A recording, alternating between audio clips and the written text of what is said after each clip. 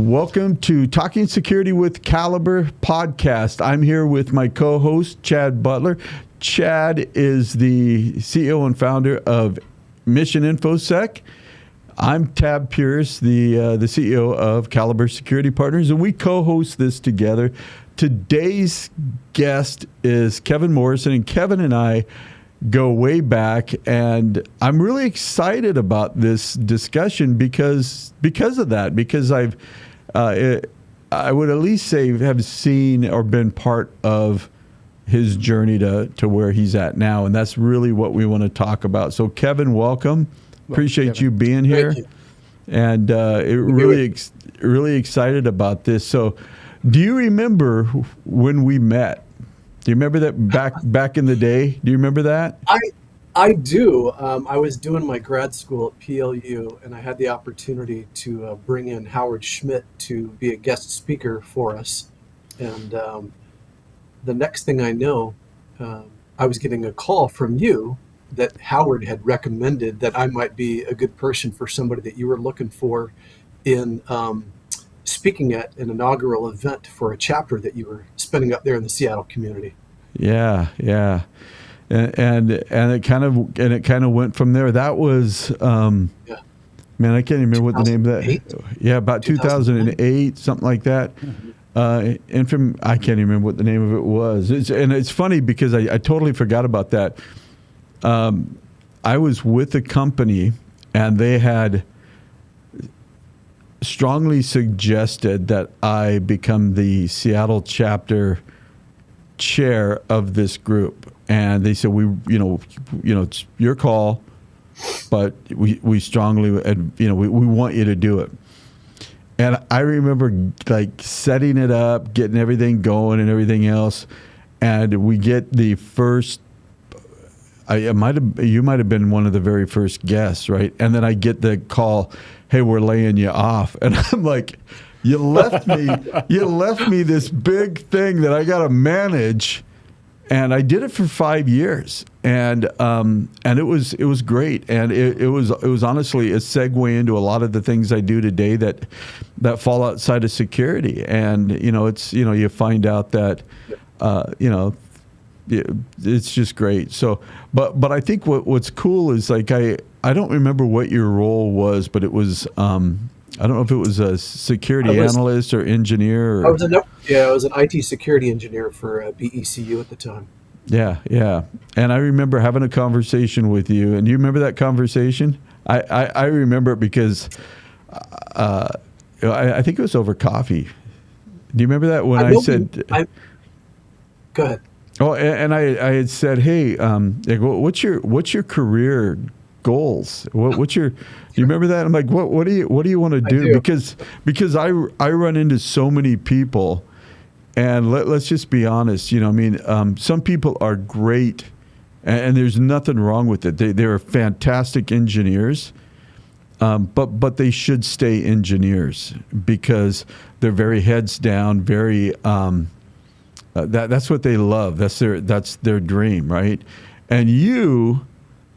I don't even know that you knew it at the time, but I just remember like your presence and your aura, persona, whatever it was, and I just remember going, "Hey, like, have you ever thought about like someday being a CISO?" And I just remember that, and so I remember you asking me that. Yeah. I don't know if I only bring that up because here you are, and you've been a CISO multiple times. And I'm not like laying any claim like that was because of me, but I would like to talk about that journey because I think that journey is, you know what I mean, right? It's like, there's the excitement, I get the title or I get this and I get that, but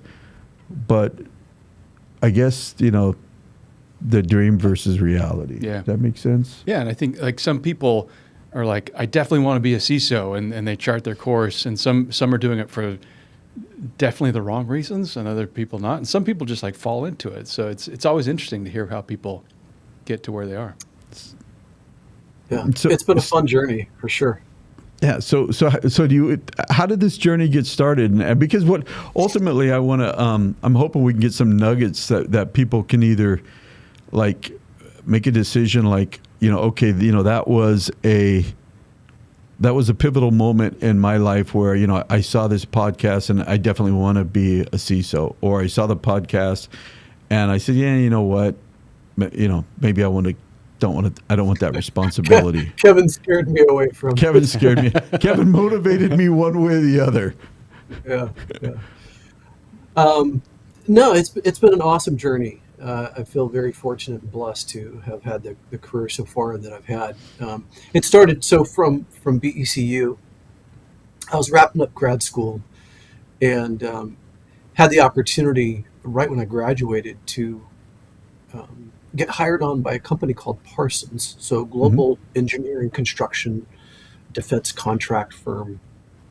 They were looking for an information security officer supporting their largest federal client, the Department of Energy, in cleaning up the Savannah River nuclear site in Aiken, South Carolina. So after going through the interview process, accepted the role, they relocated us to the South. And about 2 years or so into that federal project, the company hired its first global CISO for all of Parsons. At that time, it was roughly a 75-year-old company, and they had a director of information security, but they didn't have a true CISO. And so I think when they got new leadership at the helm, that person realized, okay, we need a bigger footprint in the cybersecurity space to protect the organization. So that CISO, who I still maintain good relationships with today, a fantastic gentleman, Lee Parrish, I'll drop his name here, who's been instrumental in my career. Kind of, he didn't know this at the time, but I really saw him as a mentor for how CISOs should act and what they need to be focused on within the organization. So he reached out and said, hey, I really need somebody to join me on the corporate side of the house to build the information security team and program. And at the time, they had himself included 3 people. So, this is a company that had presence in all 50 states, 24 countries. And 3 people. 12,500 people in the organization and 3 people. So I said, yeah, let's do it. So it took a little bit of time for the transition to jump over from the federal project to that. But so yeah, we went from 3 to 16 or 17 people in a matter of months. I felt like all I was doing was interviewing people and building that team up, which is a fantastic experience in its own right.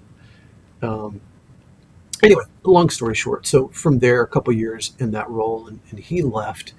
And then shortly after he left, got an opportunity to become the global director. It was a CISO position, but not the CISO title, if you will. It was a global director for a company that did business process outsourcing, call centers for Fortune 500 companies around the globe. So when they reached out, it was in Atlanta. So back where I am now. So we were here for about 7 years. And after being there for a couple of years, had a retained recruiter reach out, and it was for a global law firm, second or third largest in the world at that point. And they said, hey, we've got this position we'd like you to consider. It can be in Cleveland, Chicago, New York, or Washington, D.C. And I said, well, thank you, but no, and no. Yeah. We just moved here to Atlanta a couple of years ago, and at the time, our daughter was just starting high school. We made a promise to her that we would not move her during high school. So I passed on it, and they pinged me again. It was probably 4 or 5 days later. Said, we'd really like you to consider this. What would you think about working out of their Atlanta office and going back and forth to Cleveland, probably like 1 week out of every month, where your boss and most of your team would be. And after giving that some thought and speaking to my wife about it, went through the interview process, and I think it was like 7 or 8 interviews into it, and they offered the role. So it became more and more evident after being there for some time. I think it's because our daughter was getting nearer to the point of graduating high school, and more conversation around, hey, so when are you moving up here? So I took my wife up there on one trip during a summer visit, and she's like, "No, don't think about this." She was not a fan of Cleveland, so Pulte Group had a retained recruiter who reached out just about that time. Actually, funny enough, I was on a goodness, I think it was like 17-day 10 or 11 office visit tour over in Asia for some of the firm's offices over there to go do meet and greets, do some security awareness training, etc., and for their staff in those different offices. And a retained recruiter reached out the day when I got to Hong Kong, said, "Hey, can we talk about the position we'd like you to consider in Atlanta?" And so timing-wise, it just kind of fell into my lap with us not having to think about moving and so forth. And maybe you're not having to travel as much on, your family might like that. Yeah. Yeah, absolutely. And I was only there for about a year and a half or so. Our daughter went off to college, and our youngest son at the time was antsy to be back around all the family up in Washington State, where we had moved south from. My wife's side of the family, my side, everybody's up there. So he's like, "Hey, Savannah's going off to college." When we started thinking about it, we're like, okay, realistically, if he wants to move back up there, he wanted to be around all the grandparents, aunts, uncles, cousins, everybody. Mm-hmm.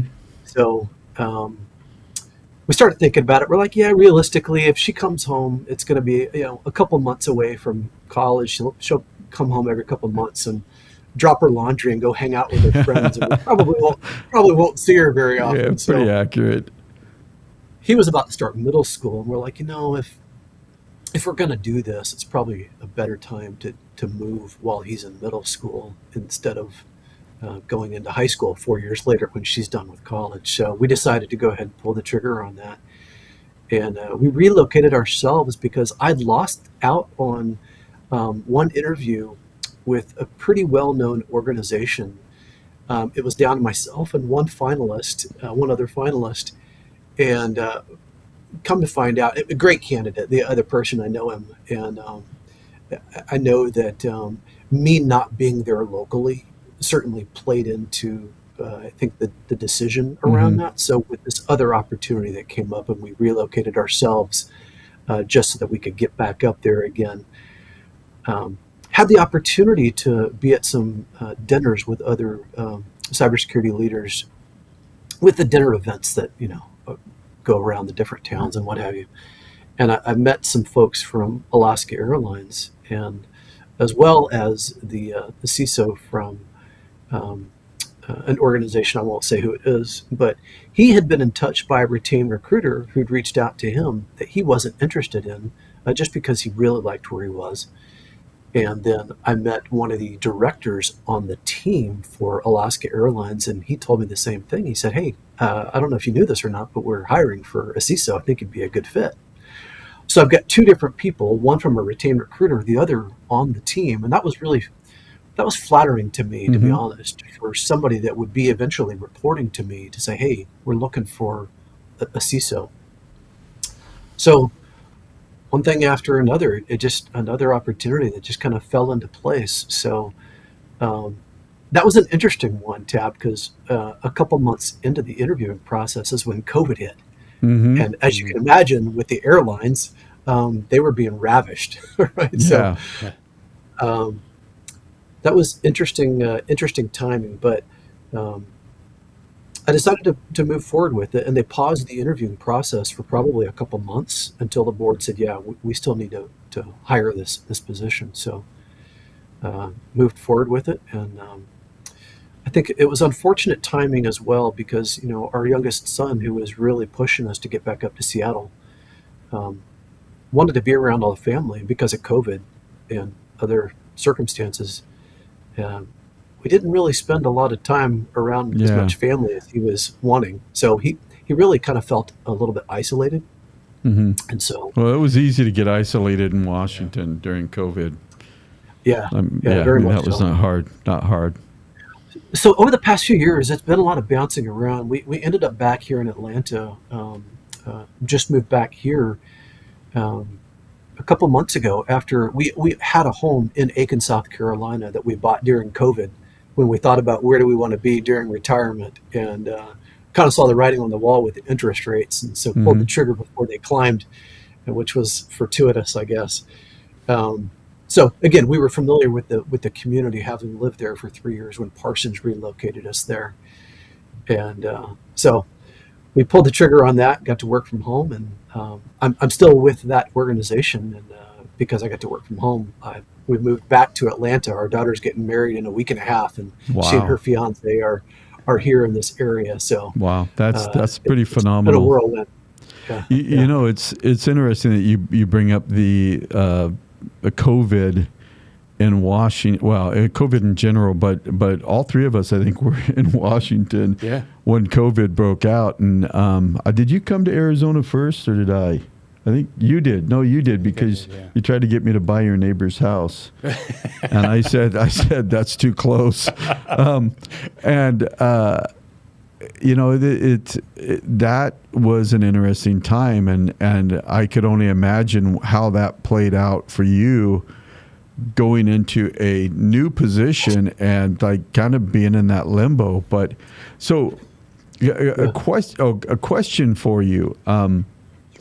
Is getting to where you wanted to be, this dream of being a CISO, is it everything that it's cracked up to be for you? What did you not see that you're like, oh, I wish I would have known that? Is there any of that? So to answer your first question, it is, as far as being it's cracked up to be. There's challenges with any role that you have within any organization, cybersecurity or not. Mm-hmm. For me, way back before I ever got into IT, I was in customer service. In high school, I was a bellman at a hotel, and then shortly thereafter, when I was, in my first couple of years of college, I waited tables as well. So I really came to IT before I jumped into it from a customer service perspective. So I think that's more the social side of me that I'm able to bring to the table with the CISO role. And I think it was more of a natural fit, to be honest, than even security engineering. I love the technical side of things, and coming up through that path really enabled me to get experiences that have certainly served me well in being able to have the conversations with those who report to me, and having done most of their jobs at the same time, being able to have conversations with our CEO and other people who don't necessarily look at me like I've got three eyes because I'm talking so much technical lingo to them that it just makes their head spin. Yeah.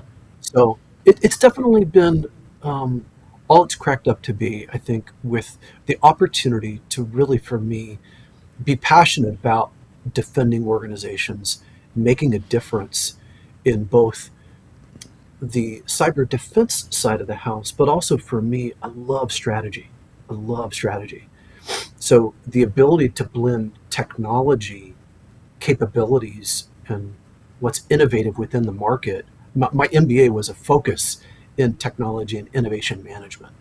So to have that coupled with the ability to influence strategy across the organization from a decision-making perspective, and really try to move the needle in partnering with different business stakeholders, et cetera. I love that aspect of the job.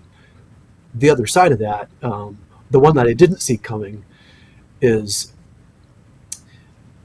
the challenges that have existed, regardless of the organization, to get the business stakeholders to engage you and your team as early in any initiative as possible, prior to it going live or prior to it getting spun up into a funded initiative, so that we could be there at the outset, help advise on the risk perspective, help them understand how this will affect business risk, and just be an advisor there. It's not necessarily to say no on anything, but to just guide them throughout that process. And be aware, so, yeah, Yeah. So that's been a big part of it that I didn't see coming at the outset of it. You think you get into a CISO role and say, "Oh, I've got the authority. Here's what we're going to do." It doesn't work that way. Yeah. Yeah. So I'm kind of curious. You mentioned you did that transition that a lot of people are trying to make, either from engineer to CISO or to management, or middle management to CISO. What kind of advice would you give for people who are looking into that? Like, what should they think about? Is this really a career path for me?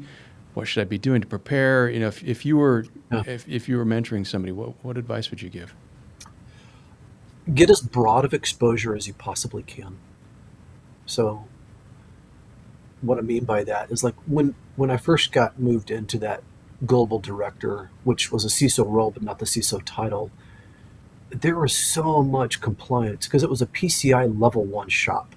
We had so much credit card data in handling calls on behalf of our Fortune 500 clients. It was something that I didn't necessarily enjoy at the time, but having the ability to add that PCI compliance perspective into the mix amongst all the technical background that I had was beneficial. I mean, when you can understand all that goes into different compliance frameworks. So from a governance perspective, getting involved in policy work, getting involved in building good processes across the organization, not necessarily have nothing to do with technical configurations, but for me as well, early on,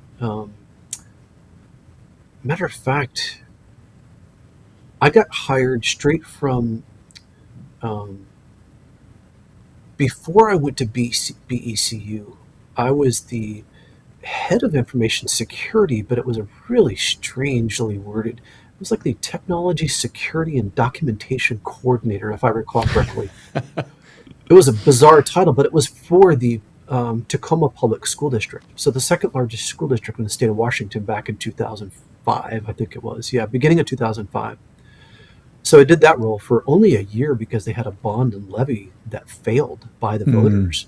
And so they were talking about 1/3 of the administrative exempt positions, mine included, being axed if it did not. They were going to break it up and put either the bond or the levy back out to the voters a couple months later.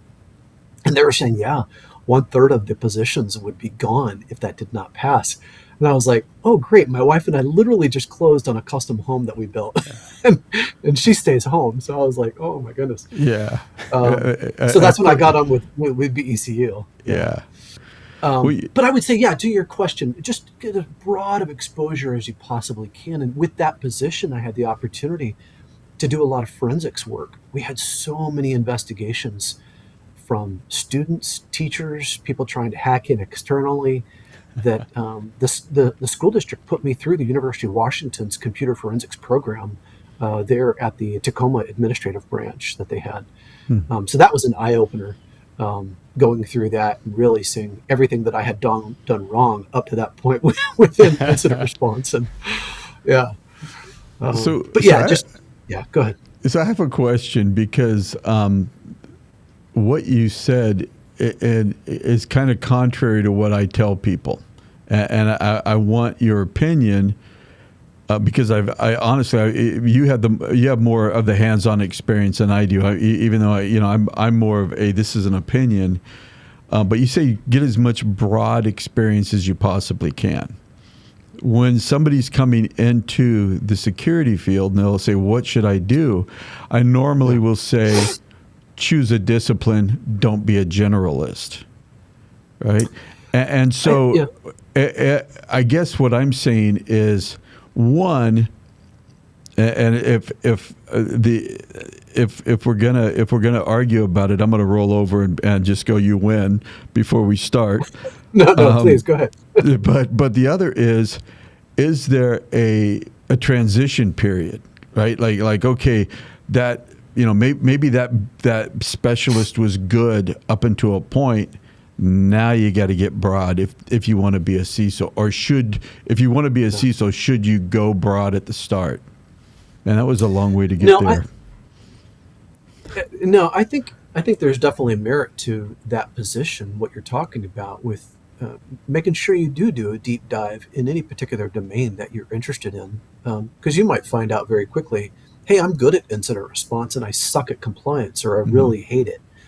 So, but I think that exposure to it is what enables you as a CISO to have a big picture view. If in fact that's their desire to go into that role, then eventually they understand those different positions and kind of what those positions are up against and what they should be focused on, and how perhaps they're delivering value and what your expectation is from somebody who's in that position because you've done it. So not necessarily to say you're going to do everything, Mm-hmm. but I think there's a path for both. To be honest, I think you can definitely come from somebody who, let's say in this day and age, if they've come straight out of college and they had exposure and they got deeply involved in cloud security and they haven't had a lot of opportunity to do much else, I think there's opportunity to leverage that to eventually get to CISO work if that's what they want to do. Mm-hmm. But I think without having the exposure in the different areas, I would say it probably does make it a little bit more difficult for them to better understand those roles and how they support the organization. Um, Not to say that they can't do it, but from my perspective, I think it'd be a little more difficult. And I think that's interesting because it maybe it bodes another question for me than just saying, find a discipline, and maybe it comes back to what's your ultimate goal. Like, is your ultimate goal to be a, because that probably matters. So hey, thank you for that, because I think, because anytime anybody asks you, you automatically become a mentor, and you'd like to be a good mentor. And so thank you. Absolutely. And you mentioned a word there that's absolutely key as well, and to the question that was raised. Absolutely finding a good mentor, I think, is instrumental for somebody who really desires to go into that position. Mm-hmm. Somebody who's been there, has done the walk, somebody you trust, has a good reputation within the industry. So yeah, I think that's a key part of it as well. Yeah. And I think both with the mentor and kind of the specialization versus generalization aspect, finding a mentor that can help you with the areas that you're weak in.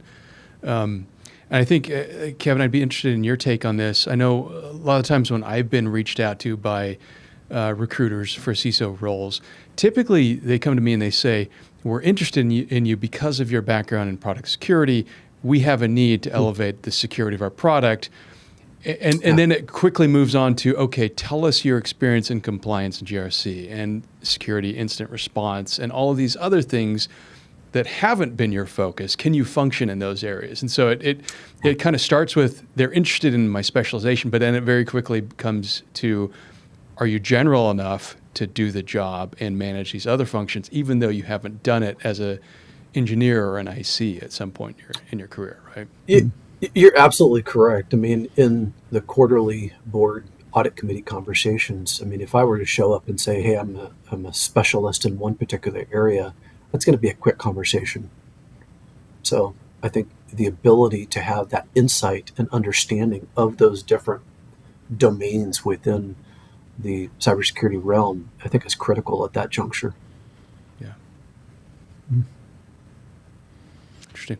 Yeah, I think that this whole conversation is great because we've gone from the start to being a CISO to mentoring, and that might be we've got a little bit of time here. That might be a discussion for like the next phase of Kevin's life is you've reached the enviable position of being looked at as a mentor. Have you had that experience from people? I've been fortunate. I was very surprised. I've had two people, probably over the past 6 or 7 years, and both of the gentlemen were here in Atlanta. Both of them surprised me and told me point blank, I see you as a mentor. It took me by surprise, and I was honored. I mean, really, just absolutely flattered. these were individuals that I respected and thought highly of. So one of them just retired, and so the other is still here in the Atlanta community. And yeah, so when you have people approach you and tell you that, it means a lot. And so I think it causes you to kind of pause within your own journey and be more mindful of the fact that, okay, how I act, how I treat people, what I do and what I say makes a difference. And certainly people are watching. And so to that extent, I always try to make sure that I'm as helpful as I possibly can for anybody who reaches out, regardless of if I'm a mentor or not. So I think just that's another key part of the journey to a CISO, I think, is networking.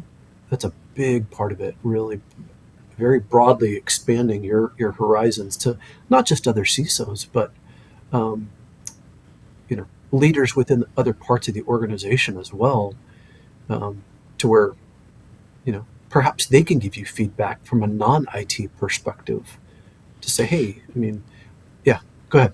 No, I was just going to say, you brought up networking, and which is like trigger word for you? No, not from world. Trigger word for I do a lot of networking. That's a whole nother story. PTSD. No, not for me. I'm an good trigger word. I'm an extrovert on steroids, so I do a lot of networking. Right. I'm more of a not enough people know who I am kind of guy. So I'm out there networking all the time. But Chad and I put on our first security networking event in Phoenix. We pounded for 2 months, right? Yeah. 15 people, which isn't a bad start. There used to be a point in time when, and this isn't just like, hey, this is how you reach being a CISO. This is how you keep yourself gainfully employed as a security professional. There used to be a point in time when we'd always say there's 0% unemployment rate in our industry. That's gone. Anybody who says it's still the same is unaware, right?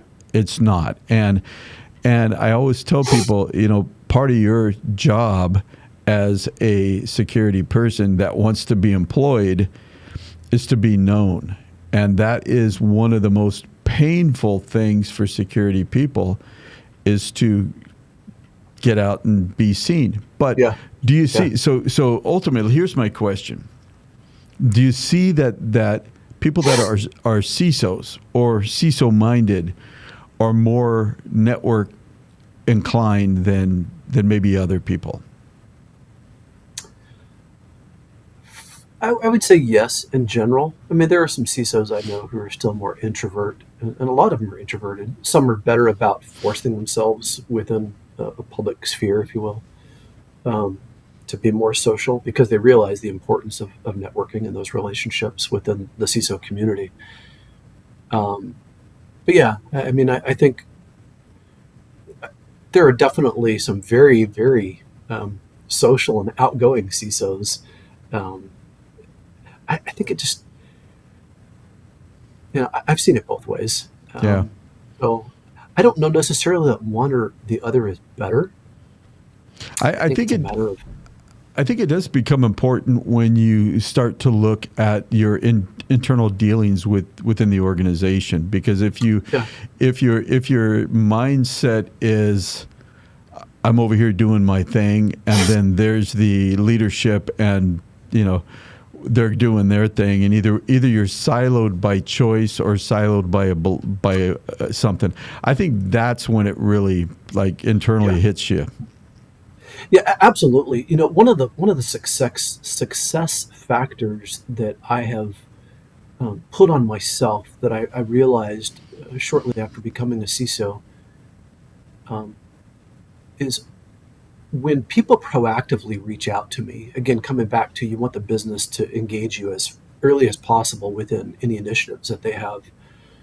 I think when people proactively approach you, I think that's when you can say, okay, I'm being successful, and number one, they know to engage me, and number two, they see me as a partner in being able to advise them in those particular areas or initiatives, whatever they have on their plate, without me taking the approach of, the history of cybersecurity teams is slapping people on the hands and saying, no, don't do that again. I've heard a saying a number of years ago that stuck with me, and it's kind of true back in the day, and we were the ones who put no in innovation, right? So that's not what we want to do. We want them to proactively reach out. And I think having somebody realize that as early in their career as they can, to be social and to get outside of IT. I don't mean their position outside of IT. I think there's something to be said for that these days, depending on the reporting structure and what works best. Every organization's different. I mean, for that person to be social outside of IT and build those relationships and have conversations that are completely away from and outside of, never mention anything technically related. They need to be able to have those conversations. Yeah. Go golf. Go do something social with people and get outside the organization. Tupperware parties. Tupperware parties. So I've never done that. But so I want to take that.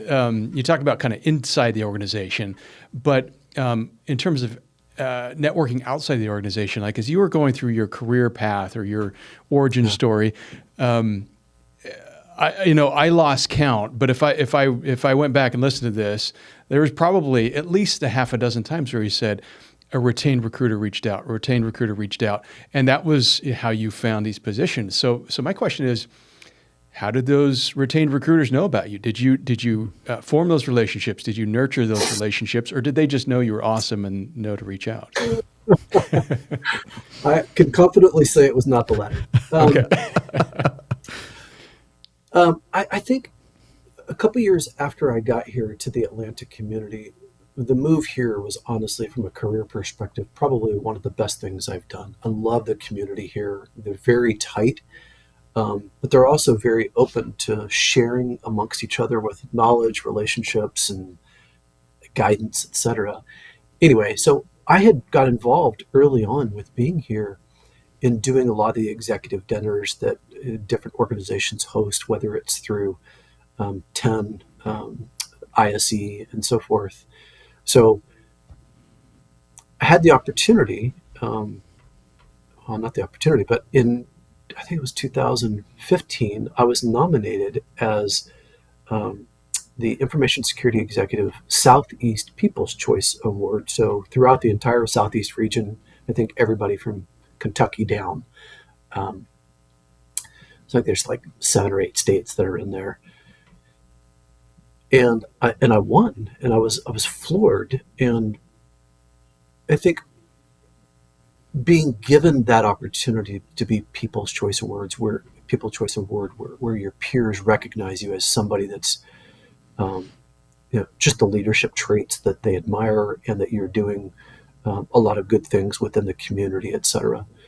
I think having that behind my name at that point kind of opened doors with some recognition that I probably didn't deserve, but for some reason or another, it landed on my plate, and here we are. So I think, and then once you have that first opportunity in getting on with other bigger, well-known organizations, I think it just kind of expands from there, with retained recruiters seeing your name and going from there. Yeah. It's another opportunity to be seen and be visible, and I think that's a lot of this is people being aware of you. So we're just about out of time. So Kevin, if anybody wants to get a hold of you, obviously people know about LinkedIn. They can go look up Kevin Morrison and that, and find you and that. But if somebody wants to reach out, somebody wants to contact you, is there a better way, or is that the best way?